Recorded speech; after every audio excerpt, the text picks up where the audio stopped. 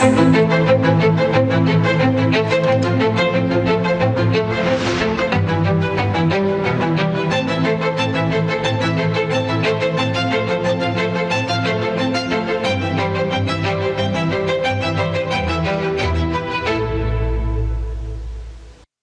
प्यारे देशवासियों, नमस्कार। मन की बात में आपका फिर से स्वागत है, अभिनंदन है। कुछ ही दिनों में साल 2026 दस्तक देने वाला है और आज जब मैं आपसे बात कर रहा हूं तो मन में पूरे एक साल की यादें घूम रही हैं। कई तस्वीरें, कई चर्चाएं, कई उपलब्धियां जिन्होंने देश को एक साथ जोड़ दिया। 2025 ने हमें ऐसे कई पल दिए जिन पर हर भारतीय को गर्व हुआ। देश की सुरक्षा से लेकर खेल के मैदान तक, विज्ञान की प्रयोगशालाओं से लेकर दुनिया के बड़े मंचों तक भारत ने हर जगह अपनी मजबूत छाप छोड़ी। इस साल ऑपरेशन सिंदूर हर भारतीय के लिए गर्व का प्रतीक बन गया। दुनिया ने साफ देखा, आज का भारत अपनी सुरक्षा से कोई समझौता नहीं करता। ऑपरेशन सिंदूर के दौरान देश के कोने कोने से मां भारती के प्रति प्रेम और समर्पण की तस्वीरें सामने आई। लोगों ने अपने अपने तरीके से अपने भाव व्यक्त किए। साथियों, यही जज्बा तब भी देखने को मिला जब वंदे मातरम के 150 वर्ष पूरे हुए। मैंने आपसे आग्रह किया था कि हैशटैग वंदे मातरम 150 के साथ अपने संदेश और सुझाव भेजें। देशवासियों ने इस अभियान में बढ़ चढ़कर हिस्सा लिया। साथियों, 2025 खेल के लिहाज से भी एक यादगार साल रहा। हमारी पुरुष क्रिकेट टीम ने आईसीसी चैंपियंस ट्रॉफी जीती। महिला क्रिकेट टीम ने पहली बार विश्व कप अपने नाम किया। भारत की बेटियों ने women's blind T20 world cup जीतकर इतिहास रच दिया। एशिया कप T20 में भी तिरंगा शान से लहराया। पैरा एथलीटों ने विश्व चैंपियनशिप में कई पदक जीतकर ये साबित किया कि कोई बाधा हौसलों को नहीं रोक सकती। विज्ञान और अंतरिक्ष क्षेत्र में भी भारत ने बड़ी छलांग लगाई। शुभांशु शुक्ला पहले भारतीय बने जो इंटरनेशनल स्पेस स्टेशन तक पहुंचे। पर्यावरण संरक्षण और वन्य जीवों की सुरक्षा से जुड़े कई प्रयास भी 2025 की पहचान बने। भारत में चीतों की संख्या भी अब 30 से ज्यादा हो गई है। 2025 में आस्था, संस्कृति और भारत की अद्वितीय विरासत सब एक साथ दिखाई दी। साल के शुरुआत में प्रयागराज महाकुंभ के आयोजन ने पूरी दुनिया को चकित किया।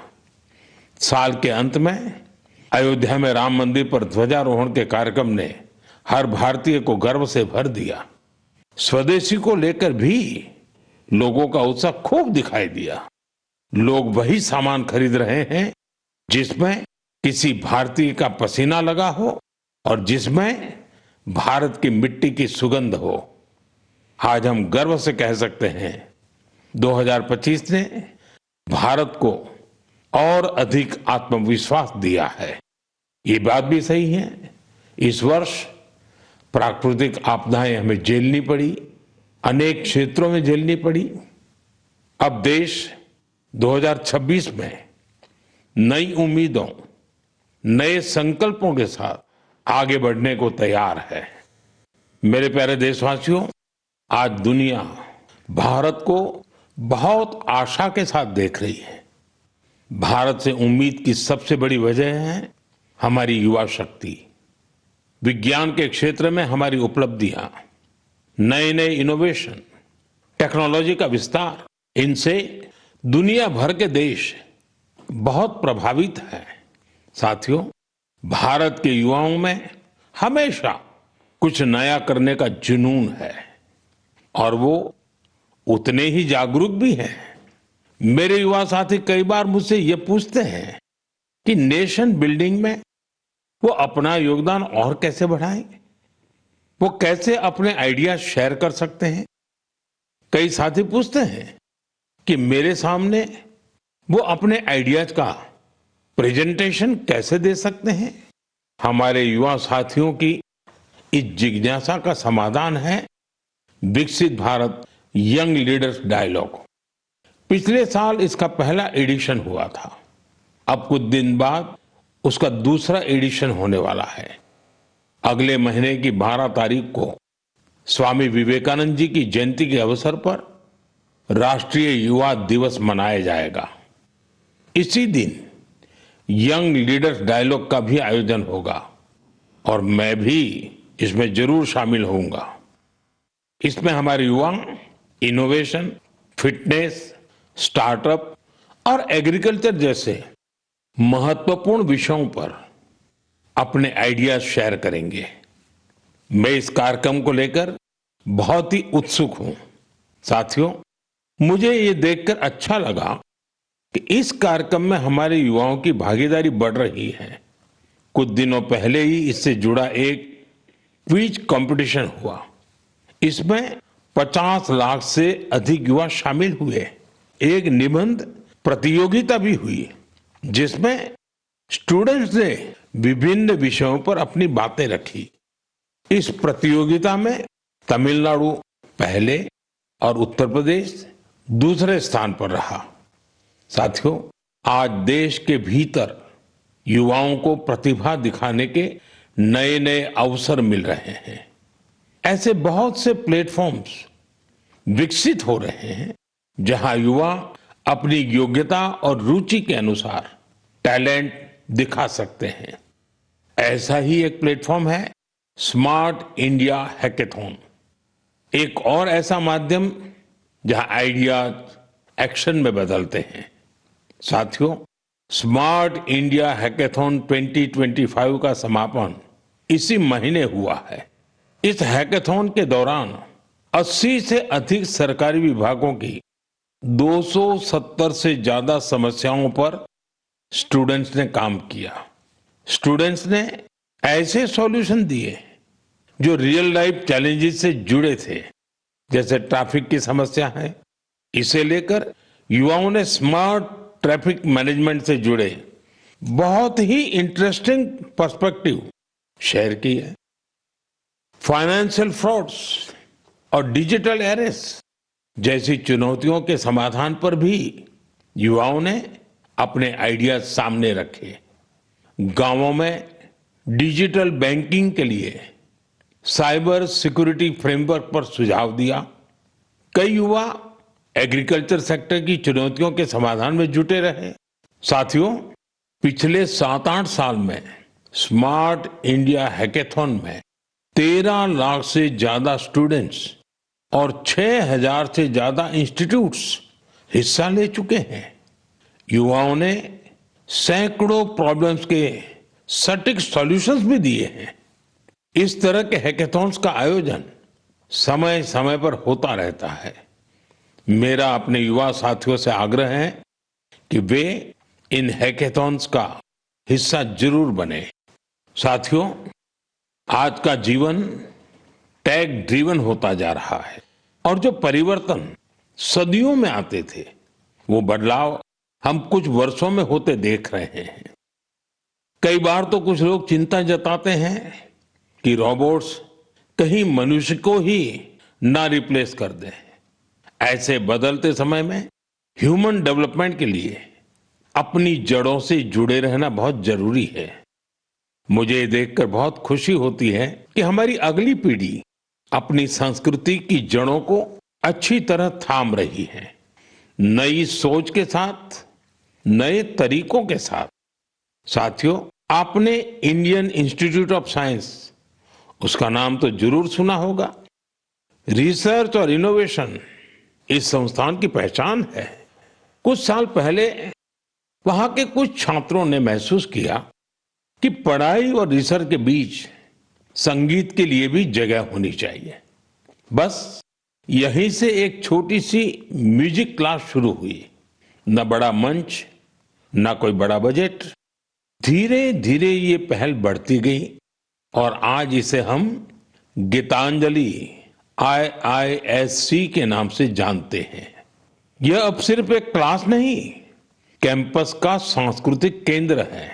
यहाँ हिंदुस्तानी शास्त्रीय संगीत है, लोक परंपराएं हैं, शास्त्रीय विधाएं हैं। छात्र यहाँ साथ बैठकर रियाज करते हैं, प्रोफेसर साथ बैठते हैं, उनके परिवार भी जुड़ते हैं। आज 200 से ज्यादा लोग इससे जुड़े हैं और खास बात ये कि जो विदेश चले गए वो भी ऑनलाइन जुड़कर इस ग्रुप की डोर थामे हुए हैं। साथियों, अपनी जड़ों से जुड़े रहने के ये प्रयास सिर्फ भारत तक सीमित नहीं है। दुनिया के अलग अलग कोनों और वहां बसे भारतीय भी अपनी भूमिका निभा रहे हैं। एक और उदाहरण जो हमें देश से बाहर ले जाता है, ये जगह है दुबई। वहां रहने वाले कन्नड़ा परिवारों ने खुद से एक जरूरी सवाल पूछा। हमारे बच्चे टेक वर्ल्ड में आगे तो बढ़ रहे हैं, लेकिन कहीं वो अपनी भाषा से दूर तो नहीं हो रहे हैं। यहीं से जन्म हुआ कन्नड़ा पाठशाले का, एक ऐसा प्रयास जहां बच्चों को कन्नड़ा पढ़ना, सीखना, लिखना और बोलना सिखाया जाता है। आज इससे 1000 से ज्यादा बच्चे जुड़े हैं। वाकई कन्नड़ा नाडु नुडी नम्मा हेम्मे, कन्नड़ा की भूमि और भाषा हमारा गर्व है। साथियों, एक पुरानी कहावत है, जहां चाह वहां राह। इस कहावत को फिर से सच कर दिखाया है मणिपुर के एक युवा मोइरांगथेम सेठ जी ने। उनकी उम्र 40 साल से भी कम है। श्रीमान मोइरांगथेम जी मणिपुर के जिस दूर सुदूर क्षेत्र में रहते थे, वहां बिजली की बड़ी समस्या थी।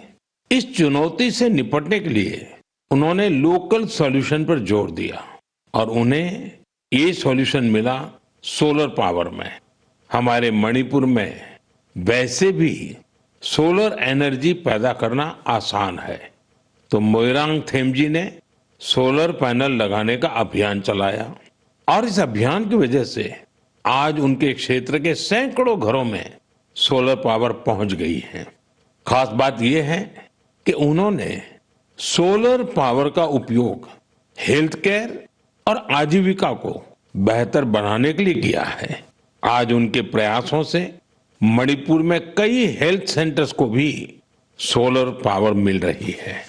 उनके इस काम से मणिपुर की नारी शक्ति को भी बहुत लाभ मिला है।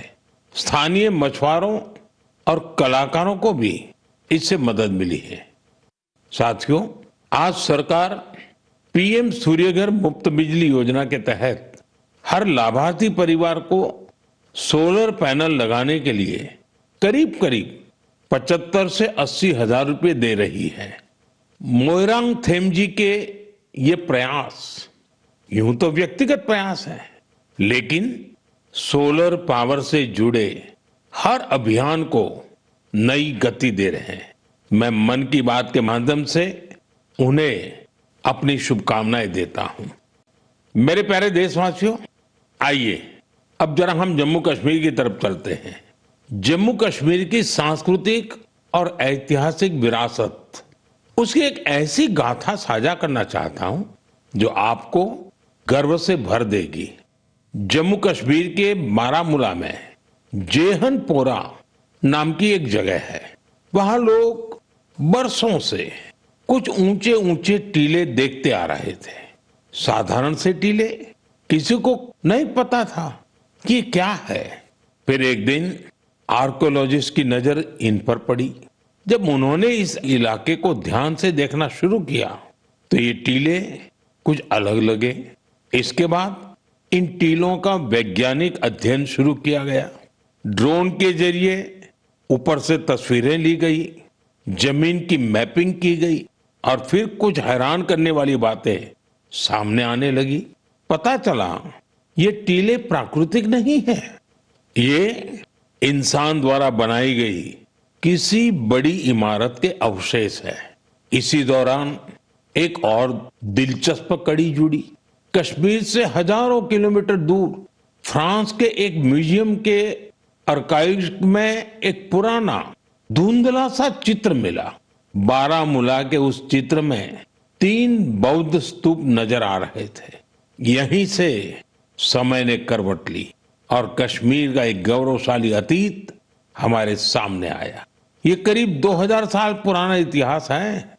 कश्मीर के जहनपोरा का ये बौद्ध परिसर हमें याद दिलाता है कश्मीर का अतीत क्या था, उसकी पहचान कितनी समृद्ध थी।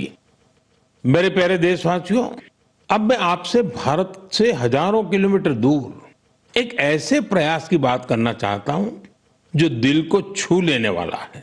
फिजी में भारतीय भाषा और संस्कृति के प्रसार के लिए एक सराहनीय पहल हो रही है। वहां की नई पीढ़ी को तमिल भाषा से जोड़ने के लिए कई स्तरों पर लगातार प्रयास किए जा रहे हैं। पिछले महीने फिजी के राकी राकी इलाके में वहां के एक स्कूल में पहली बार तमिल दिवस मनाया गया। उस दिन बच्चों को एक ऐसा मंच मिला जहां उन्होंने अपनी भाषा पर खुले दिल से गौरव व्यक्त किया। बच्चों ने तमिल में कविताएं सुनाई, भाषण दिए और अपनी संस्कृति को पूरे आत्मविश्वास के साथ मंच पर उतारा। साथियों, देश के भीतर भी तमिल भाषा के प्रचार के लिए लगातार काम हो रहा है। कुछ दिन पहले ही मेरे संसदीय क्षेत्र काशी में चौथा काशी तमिल संगमम हुआ। अब मैं आपको एक ऑडियो क्लिप सुनाने जा रहा हूं। आप सुनिए और अंदाजा लगाइए तमिल बोलने की कोशिश कर रहे ये बच्चे कहाँ के हैं। வணக்கம். பாரத் அரசாங்கத்தால் ஒரே பாரதம் உன்னத பாரதம் நடத்தப்பட்ட காசி தமிழ் சங்கமம் 4 தமிழ் கற்போம் ನಾನು ரொம்ப ಕಾರ್ಕೆ ಉದಾಹರಣಕ್ಕೆ ಏನು ತಮಿಳಿಲ್ ಇಂಟ್ರೊಡಕ್ಷನ್ काशियोड़ भूमिल नान पायल पटेल और सुकिंस इंटर कॉलेज की मानवी अनेवरकुम येन वणक्कम। साथियों, आपको जानकर हैरानी होगी तमिल भाषा में इतनी सहजता से अपनी बात रखने वाले ये बच्चे काशी के हैं, वाराणसी के हैं। इनकी मातृभाषा हिंदी है, लेकिन तमिल भाषा के प्रति लगाव ने इन्हें तमिल सीखने के लिए प्रेरित किया है। इस साल वाराणसी में काशी तमिल संगमम के दौरान तमिल सीखने पर खास जोर दिया गया था। लर्न तमिल, तमिल कराकलम, इस थीम के तहत वाराणसी के 50 से ज्यादा स्कूलों में विशेष अभियान भी चलाए गए। इसी का नतीजा हमें इस ऑडियो क्लिप में सुनाई देता है। एन्न पेर वैष्णव नान निवेदिता शिक्षा सदन बालिका इंटर कॉलेज वाराणसी पढ़िक्किरेन नान काशी तमिल कर्कलाम 4.0 ला तमिल भाषा पिक्कावुम इल्लुवम करेन इंधा वयपुक्क पराधान नरेंद्र मोदी अवगलेकु नान नंटी सोलिगरेन। साथियों, तमिल भाषा दुनिया की सबसे प्राचीन भाषा है। तमिल साहित्य भी अत्यंत समृद्ध है। मैंने मन की बात में काशी तमिल संगमम में भाग लेने का आग्रह किया था। मुझे खुशी है कि आज देश के दूसरे हिस्सों में भी बच्चों और युवाओं के बीच तमिल भाषा को लेकर नया आकर्षण दिख रहा है। यही भाषा की ताकत है, यही भारत की एकता है।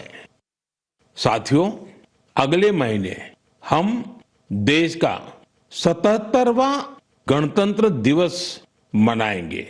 जब भी ऐसे अवसर आते हैं तो हमारा मन स्वतंत्रता सेनानियों और संविधान निर्माताओं के प्रति कृतज्ञता के भाव से भर जाता है। हमारे देश ने आजादी पाने के लिए लंबा संघर्ष किया है।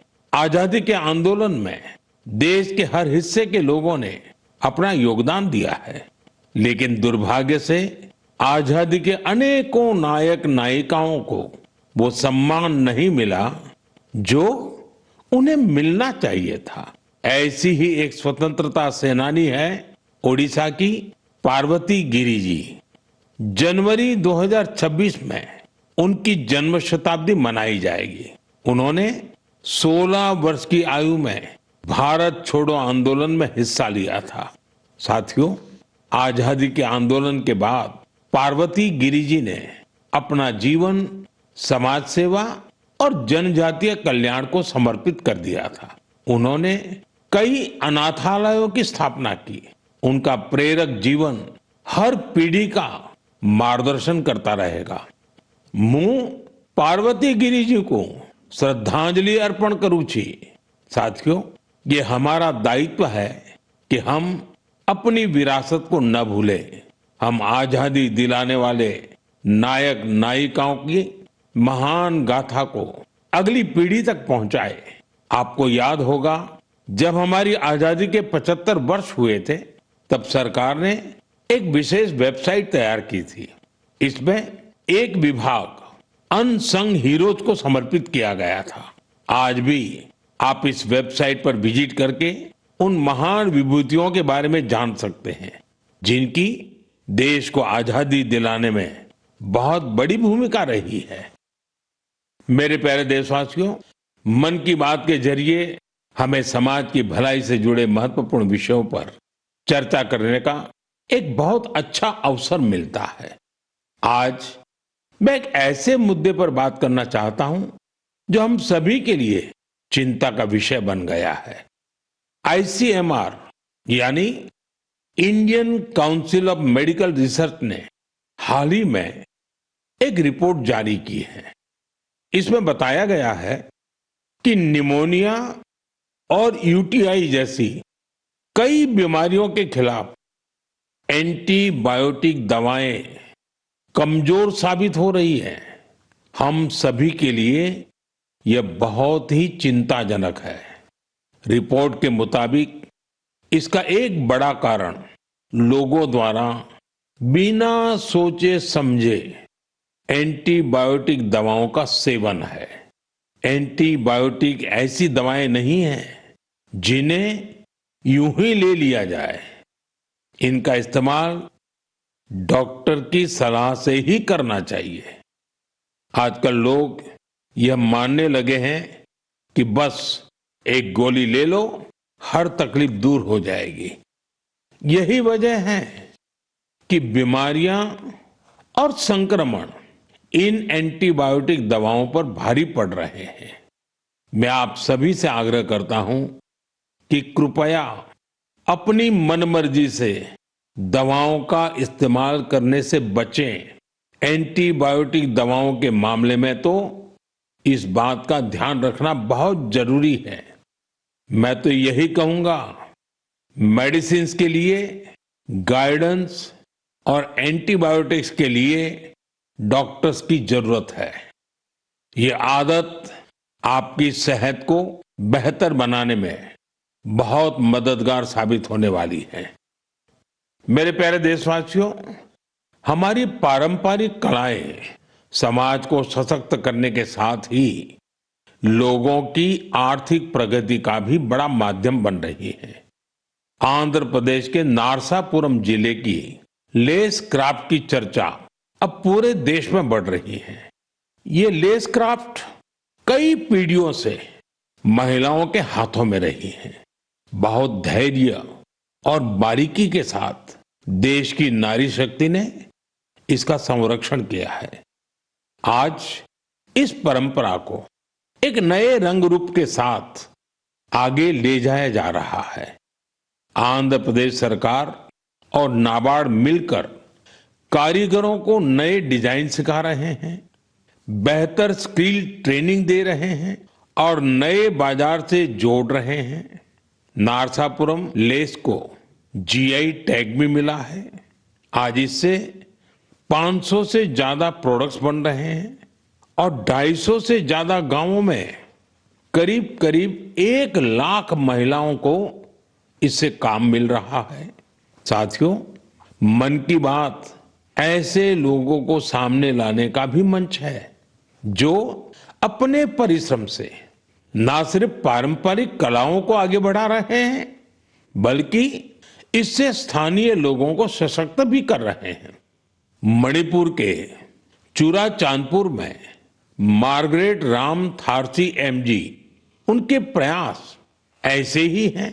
उन्होंने मणिपुर के पारंपरिक उत्पादों को, वहां के हैंडीक्राफ्ट को, बांस और लकड़ी से बनी चीजों को एक बड़े विजन के साथ देखा और इसी विजन के कारण वो एक हैंडीक्राफ्ट आर्टिस्ट से लोगों के जीवन को बदलने का माध्यम बन गई। आज मार्गरेट जी की यूनिट, उसमें 50 से ज्यादा आर्टिस्ट काम कर रहे हैं और उन्होंने अपनी मेहनत से दिल्ली समेत देश के कई राज्यों में अपने प्रोडक्ट्स का एक मार्केट भी डेवलप किया है। साथियों, मणिपुर से ही एक और उदाहरण सेनापति जिले की रहने वाली चोखोने क्रिचेना जी का है। उनका पूरा परिवार परंपरागत खेती से जुड़ा रहा है। क्रिचेना ने इस पारंपरिक अनुभव को एक और विस्तार दिया। उन्होंने फूलों की खेती को अपना पैशन बनाया। आज वो इस काम से अलग अलग मार्केट्स को जोड़ रही है और अपने इलाके की लोकल कम्युनिटीज को भी एम्पावर कर रही है।